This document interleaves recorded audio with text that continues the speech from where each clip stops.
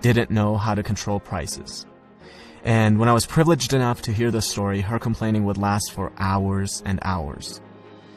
And that's exactly what reactive people do. They always focus on the things that they cannot control. It's not possible that a concept like inflation would exist. And if it did, it's impossible that they wouldn't know about it. On the other hand, proactive people realize, look, even if my complaining were completely objective, it doesn't help me. So I'm going to focus on what I can control. If a proactive person owns a business where he sells a product, instead of focusing on how people these days don't appreciate good products anymore and how the government has horrible regulations, he focuses on how can I improve my product so my customers can't live without it. Do you realize how much responsibility, how much dedication, how much hard work comes along with asking that question? And what do you think our effort-minimizing brain is going to pick as default? And that is exactly why most people focus on the things that they cannot control rather than focusing on the things that they can. Habit number 1 is be proactive. Now, imagine you're at a funeral, but this one's different from all the funerals you've ever been to.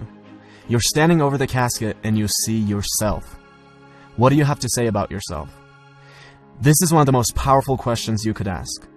Are you doing the things in your life which are aligned with what you want to be able to say? Do you want to say that you are a good spouse? If that's the case, how does coming home and instantly being negative towards your spouse affect that? Do you want to be remembered as a person who added value to society? If that's the case, are you doing the things that will allow you to say that, or are you scared of failure and choose comfortable mediocrity instead? Almost every one of us will have to readjust how we live when we ask this question. Habit number 2 is begin with the end in mind.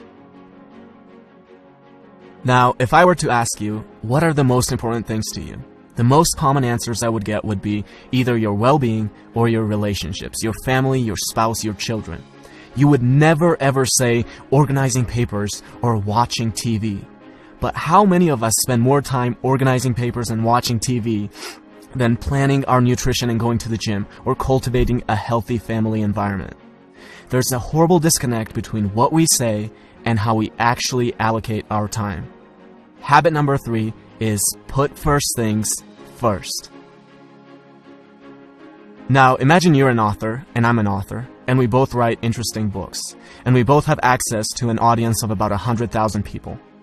I read your book and I love it, so I decide to share it with my audience, and as a result, you now have thousands of people buying your book and reading your ideas. You see this and think, who is this guy? Let me take a look at his book. You start reading my book and think I have ideas that are valuable, so you decide to share it with your audience. And as a result, I now have thousands of people buying my book and reading my ideas.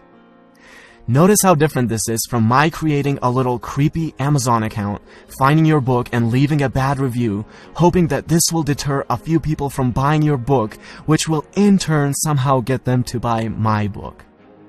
Habit number 4 is think win-win. Stop thinking of everything as a zero-sum game. For you to win, another person does not have to lose. Something I want my viewers to do is to subscribe to my channel. But you will never hear me say, well, I worked really hard, guys. I dedicated so many hours to this. Please subscribe.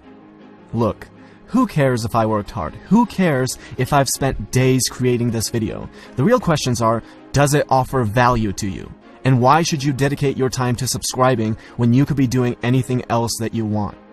Habit number 5 is something that I try to use every single day with every interaction that I have and with every comment that I reply to, and it is this: seek first to understand, then to be understood. Now, imagine there are 2 people and a tree with 5 apples on it. They're both too short to reach the apples, but if one of them sits on the other's shoulders, he can reach all 5 of the apples. This is called synergy. The whole is greater than the sum of its parts. Now, I'll be the first one to admit that you can't achieve this with everyone, but you should always be looking for opportunities to create synergy.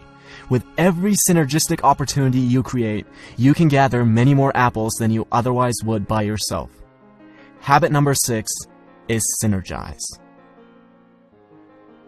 A man has been trying to cut down a tree for hours. And after a while, his neighbor can't take it anymore, goes over and says, "You know, if you sharpen the saw, you'll be able to cut it down faster." And the man replies, "But sharpening the saw is going to take time." Now, we might laugh at this story, but we do the same thing all the time. We can't find 30 minutes a day, 4 times a week, to go to the gym. Our health deteriorates to a point where we're physically incapable of being effective. We can't read a book for 15 minutes a day and mentally stimulate ourselves. No, these things take too much time. And then we have the audacity to ask for little tips and tricks on how to be effective. It's like telling your engineer, "Don't worry about the foundation. Where can we get the magic bricks that will float in the air?" Habit number 7 is sharpen the saw. And these are the 7 habits of highly effective people by Stephen Covey.